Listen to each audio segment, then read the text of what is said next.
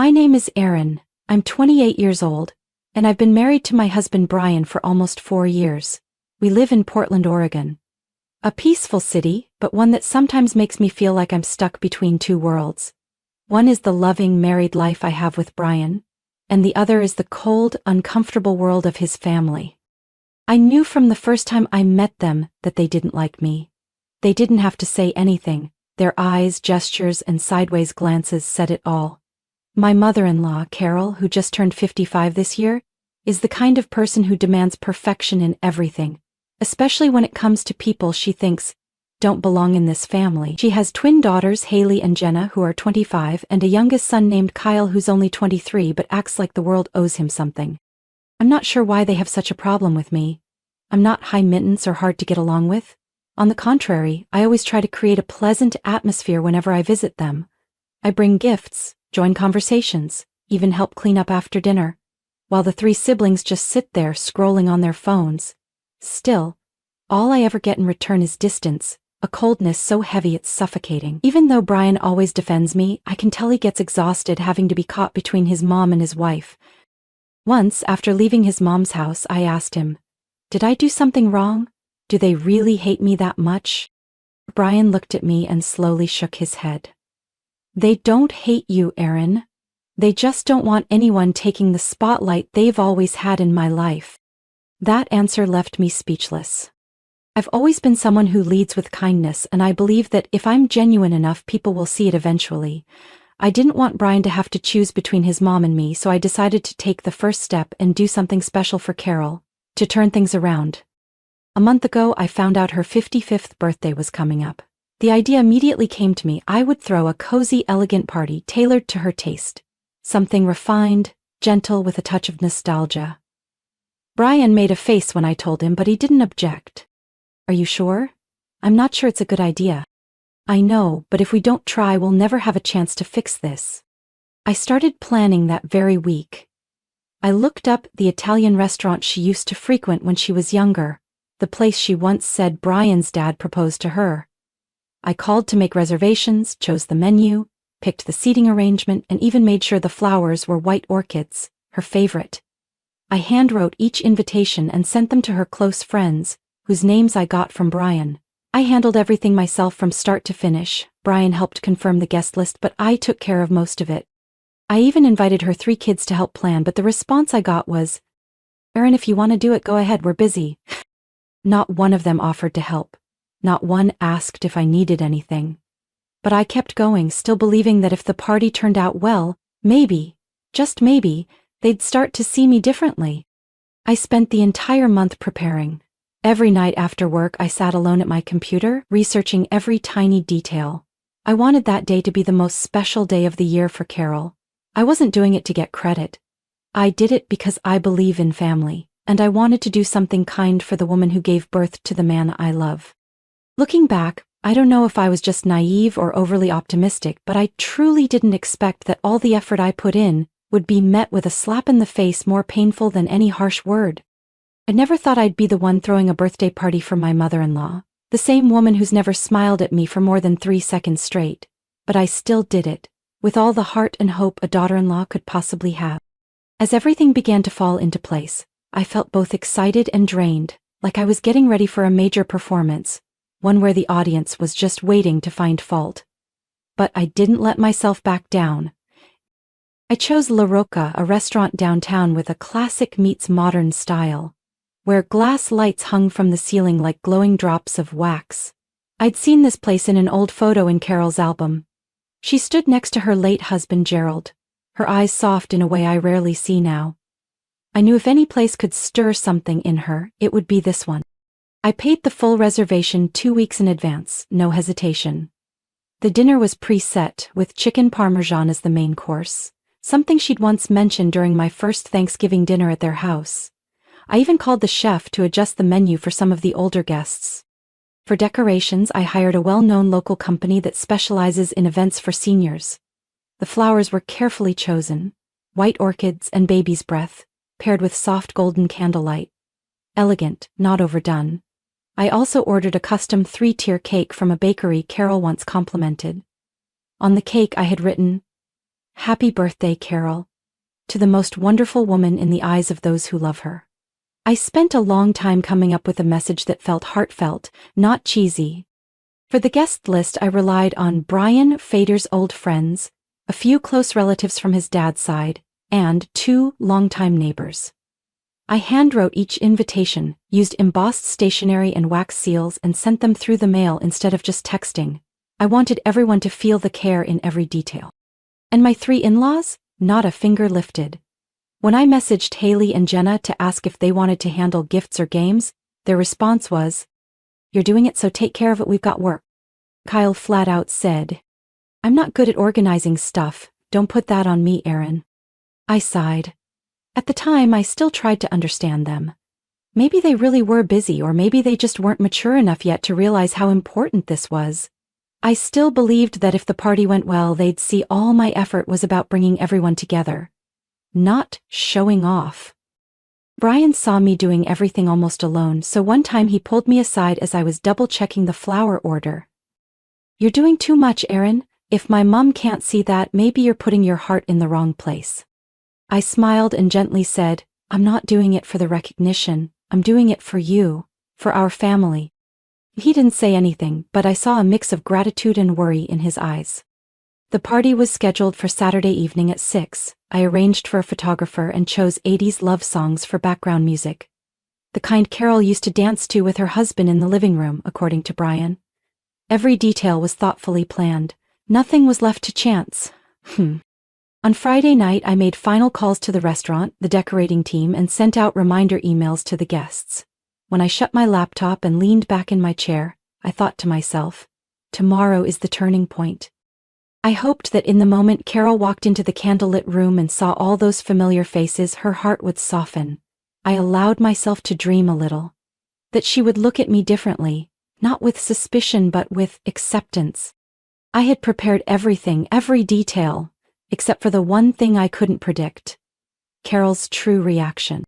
That afternoon, Brian and I drove to his mom's house in the western suburbs. I carefully brought a small gift box with a silver ribbon. Simple but elegant. Inside was a walnut double photo frame with a wedding picture of Carol and Gerald from 1989. I had spent the whole morning finding a place to print and frame it, hoping it would touch her heart. When we arrived, Haley and Jenna were already there, lounging on the porch with matcha drinks in hand, not looking the least bit rushed. Kyle was sprawled out on the sofa, totally focused on a phone game, headphones in so deep he didn't even look up when we walked in. Carol was in the kitchen, wearing a pale floral silk robe, her light blonde hair softly curled, and her face perfectly made up, as always. When she saw Brian, she lit up with a big smile and walked over to hug him tightly. "Oh, my son, you finally remembered the way home," she said, her voice full of affection. Then she turned to me. "Hello, Erin." Just a short greeting, no hug, no warmth in her eyes. I took a deep breath and kept my voice steady. "We came to tell you something special." Brian gently squeezed my hand, as if to give me courage. He looked at his mom and said softly, "We've planned a little dinner party for tomorrow night at La Rocca. Everything's all set. I hope you'll enjoy it."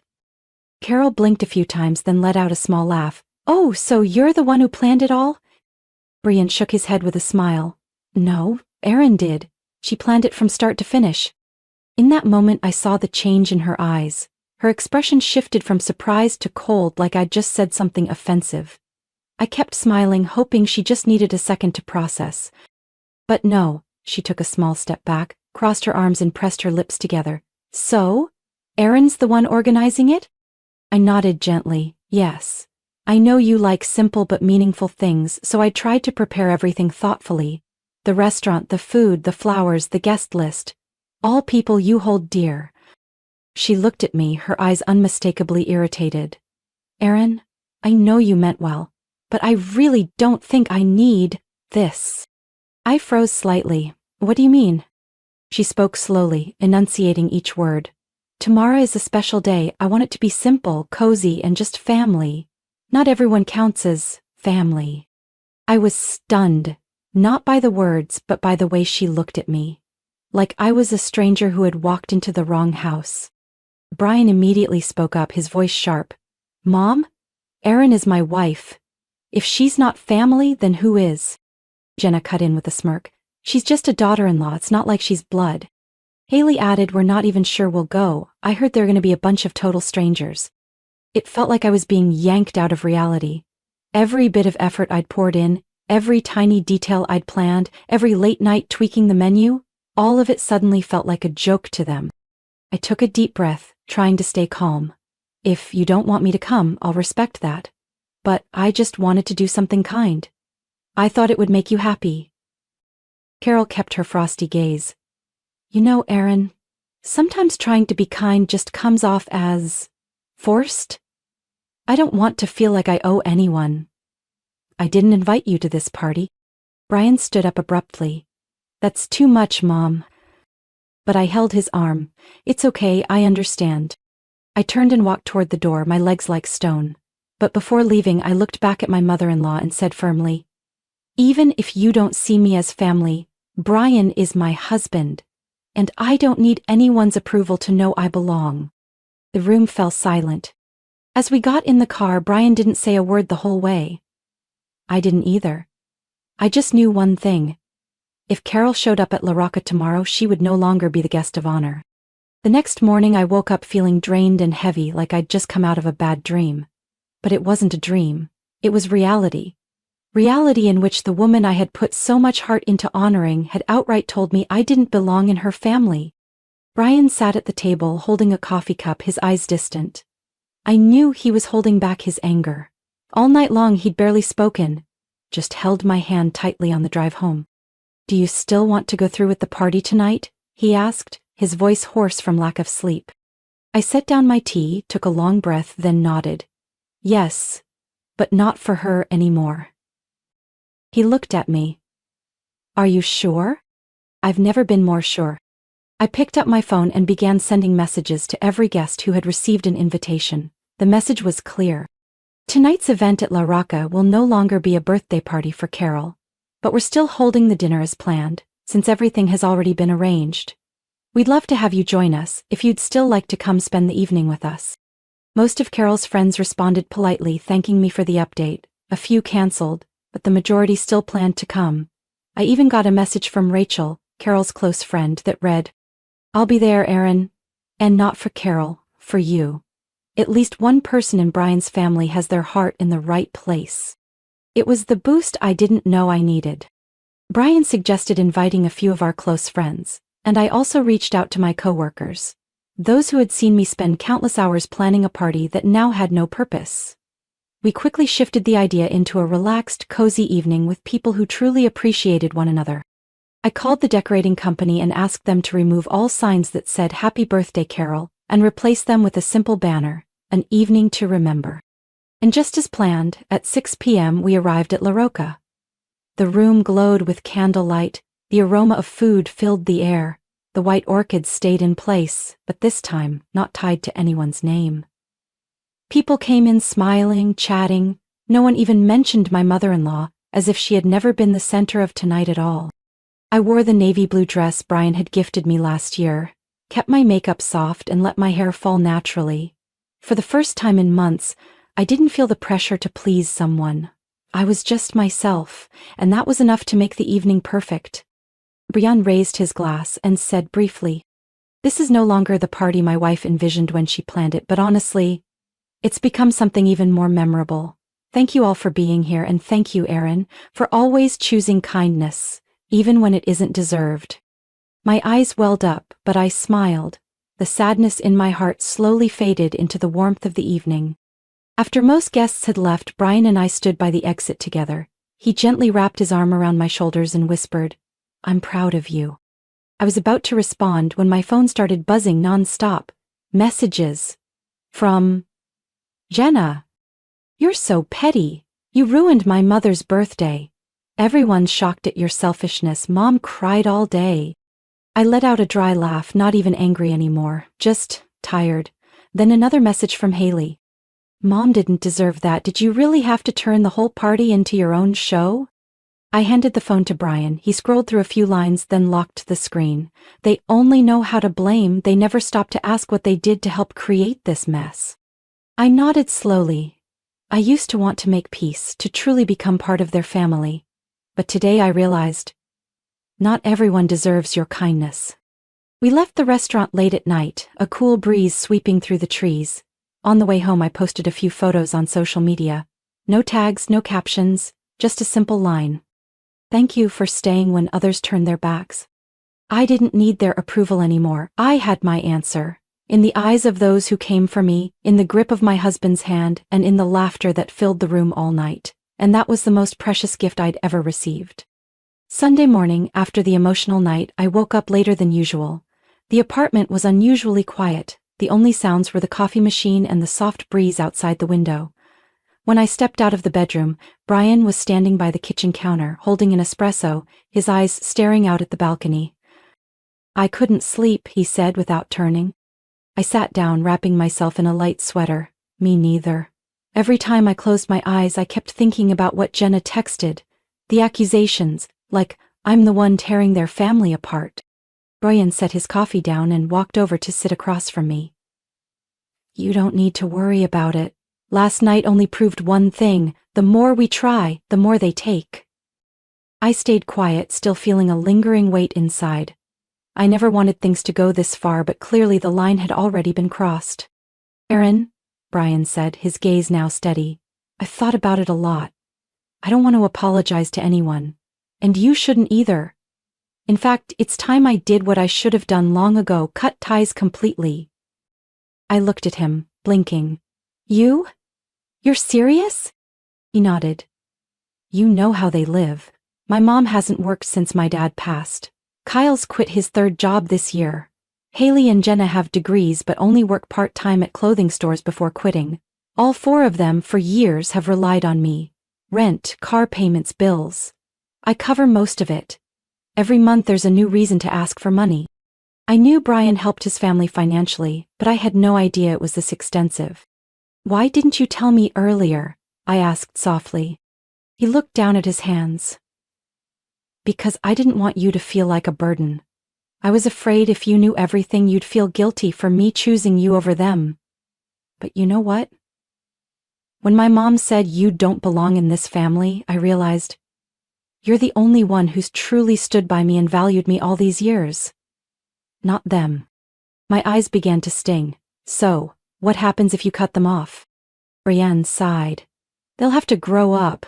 Or they won't, but either way it's not my responsibility anymore. He picked up his phone and opened an unread message from his mom. I glanced over and saw all caps, emotionally charged words. Brian, I can't believe you let Erin tear this family apart. You owe me an apology for letting that ridiculous party happen. Brian deleted the message and turned to me. I'm going to send them one final email, clear and respectful.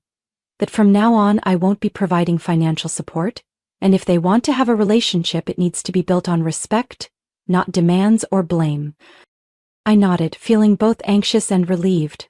Finally, what we'd been avoiding was being said out loud. That afternoon, Brian sat in front of his laptop, calmly typing out the message with a rare look of peace on his face. When he hit send, I knew a new chapter in our life had just officially begun. A chapter where we no longer lived under the shadow of family expectations and pressure. That evening, as I cooked a light dinner, Brian walked into the kitchen and wrapped his arms around me from behind. You know, he whispered, for the first time in years, I feel light. I leaned my head against his shoulder and whispered back, we're doing the right thing. But deep down I still had a vague sense of unease. Because I knew Carol's personality, she wouldn't give up control that easily. And I had a gut feeling that last night's party was only the beginning of something much stormier. I had always known Brian to be strong, calm, and deeply responsible, but it wasn't until that night as we sat in the living room hand in hand that I truly understood the depth of the scars he carried, things he had kept hidden for so many years.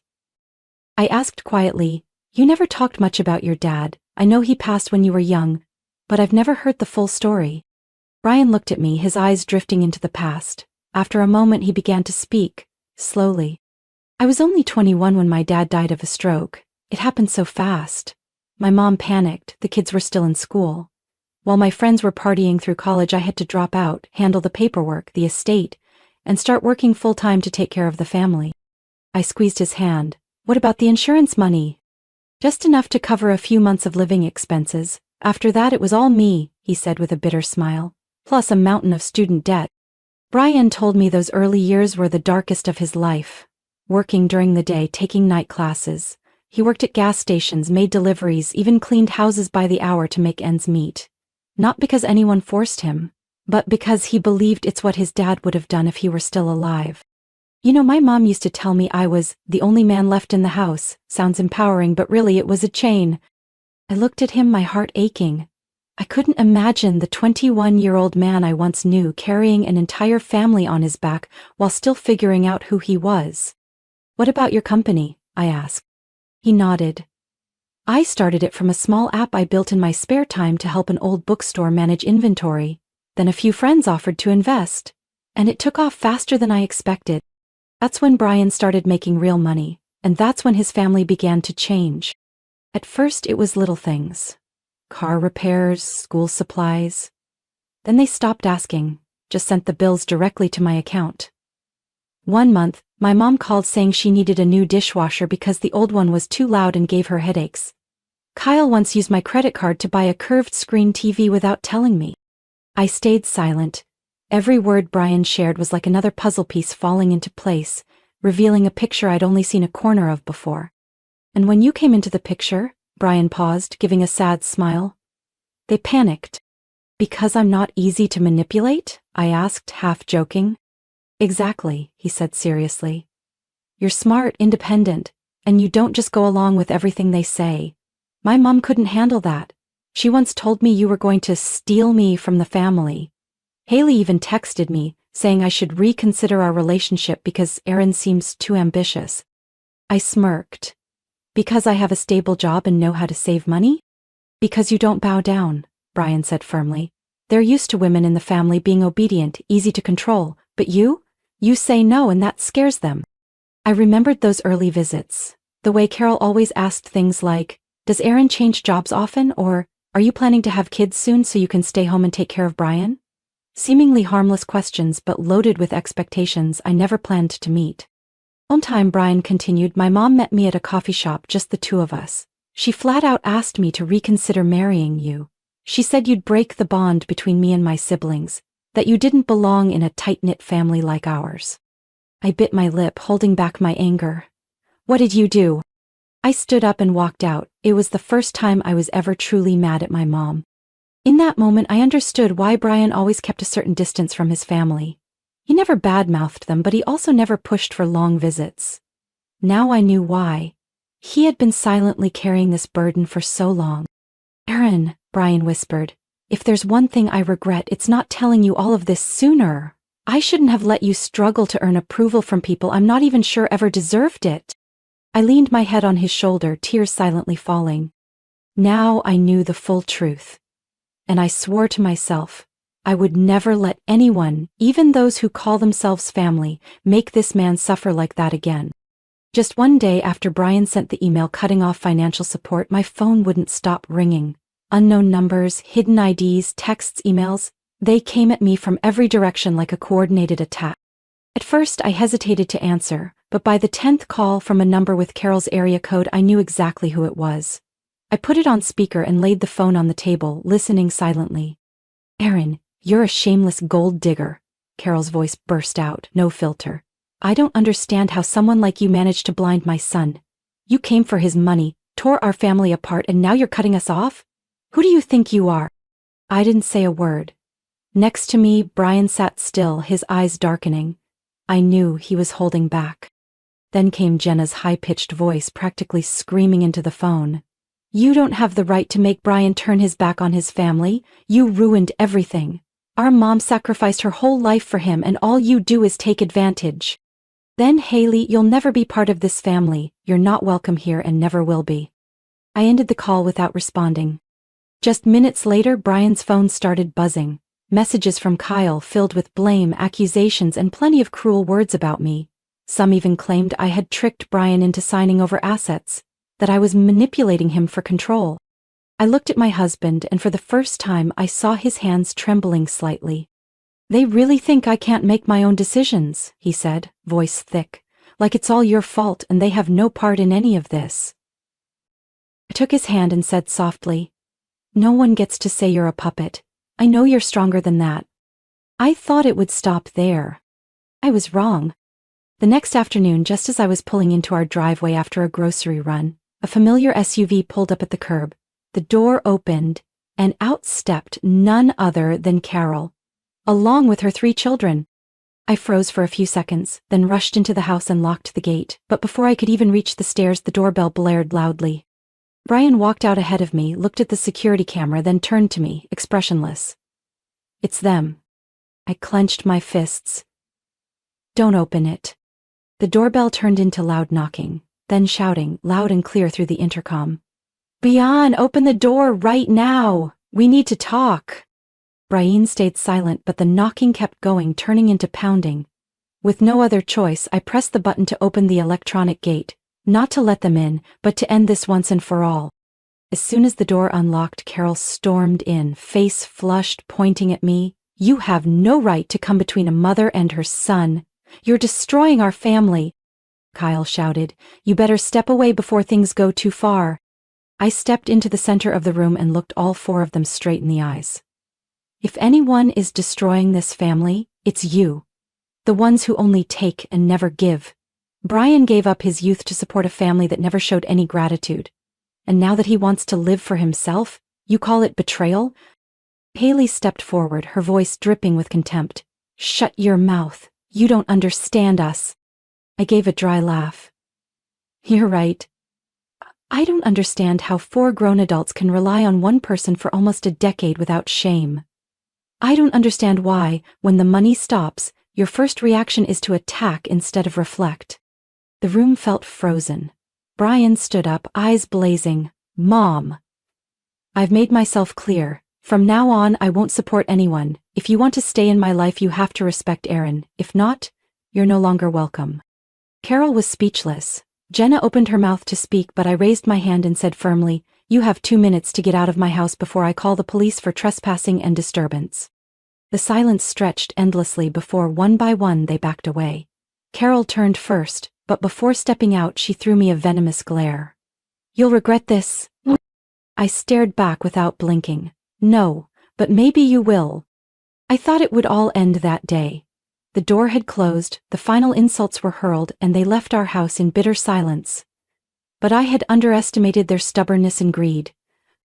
Less than a week later, we received a letter from a law firm. The letterhead bore the name of a local legal company, and below was something I never imagined.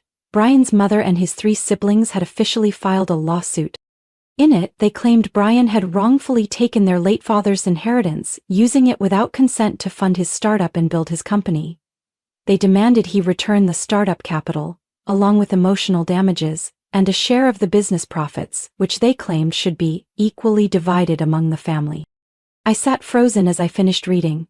Brian was silent, his eyes hollow like someone had just struck his heart. I never used a dime from the inheritance, he whispered. Dad left a small amount, but Mom withdrew it all right after the funeral.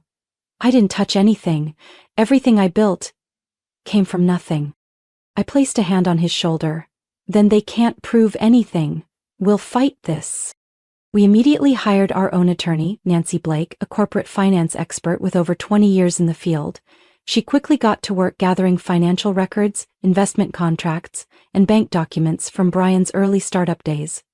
Brian also provided a complete history of his personal transactions, down to every last detail. But what worried us wasn't winning or losing. It was Brian's reputation. As the founder and CEO of a tech startup valued in the tens of millions, even a false but noisy accusation could scare off investors, clients, and destroy the trust he had spent years building. Less than 3 days after the lawsuit was filed, the story began leaking online. A small financial blog posted an article titled, Bricks Tech Founder Sued by Own Family, Inheritance or Fraud. Though the content was just a summary of public court filings, it spread rapidly. Brian's business partners began sending cautious emails. A few clients paused projects to wait and see. Brian was exhausted but kept a calm face at the office. I, on the other hand, was furious, not just because they were smearing Brian's name, but because they knew he was innocent. They did it to force him back, to make him pay for cutting off their dependency. After nearly 2 weeks, a court date was set. Brian and I arrived early, walking in with Nancy in simple formal suits. On the plaintiff's side, Carol wore all black, face solemn like a grieving widow. Jenna had on sunglasses, Haley was glued to her phone, and Kyle looked like he was waiting for lunch. But within just 3 hours the truth fell apart like a cheap mask. Nancy presented bank statements clearly showing that on the day Brian received his first angel investment, his personal account held just $182. Every startup expense came from legal, contract-backed sources. One of the early investors, Martin Gates, who once worked with Brian's father, even submitted a handwritten statement affirming that Brian had refused to use family money despite being offered an interest-free loan. The judge didn't need more time. In the ruling, he dismissed the entire case and declared that the plaintiffs had knowingly submitted false claims intended to defame and harm the defendant's reputation. They were ordered to pay Brian's legal fees and a penalty for wrongful litigation. Carol was stunned, Jenna broke into tears, Kyle muttered curses. And me? I held my head high, watching them leave the courtroom with a weight lifted off my shoulders. We didn't just win the case, we reclaimed the truth. More importantly, when Brian and I stepped outside, he looked at me, his eyes bright for the first time in weeks, and said, "They tried to break me, but you're the one who kept me grounded." I squeezed his hand. "And I'll keep doing that until they never dare come back again." After the trial, everything seemed to shift overnight. A week later, I got a message from Uncle Robert, Brian's father's younger brother. Though he rarely got involved in family matters, this time he called, voice firm and serious. "Aaron, I want you to know, I stand with you and Brian. What Carol did is unforgivable." Turns out, once the verdict went public, the rest of Brian's extended family and longtime friends cut ties with Carol and her children. Some had lent her money she never repaid, others had suspected something was off but stayed silent. Now the truth was out.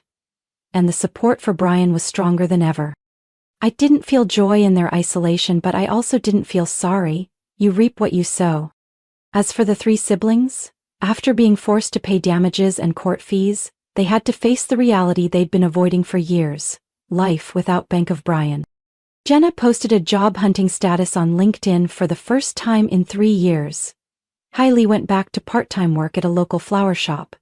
Kyle, the one who once mocked me for being just an office worker, submitted an application to be a security guard at a residential complex. I didn't gloat, but I felt at peace.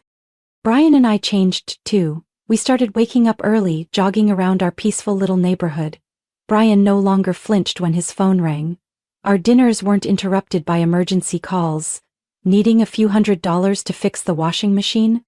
One evening as we sat together, sharing bowls of mint vanilla ice cream and flipping through our old wedding album, Brian looked at me and asked, "Do you think if none of this had happened, would I have ever found the courage to let them go?"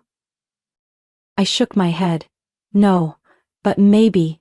Fate chose the right moment. He was quiet for a while, then softly said, "I owe you so much." I turned to him with a gentle smile. "You don't owe me anything. I just did what's right.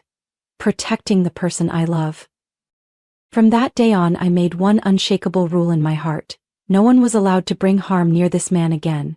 Even if they share his blood, if they don't bring kindness and respect, they have no place in our lives. My mother-in-law still tried to reach out after the trial. She sent a handwritten letter, filled with dramatic lines. "I only wanted to keep the family together. Aaron is the one who made it all fall apart."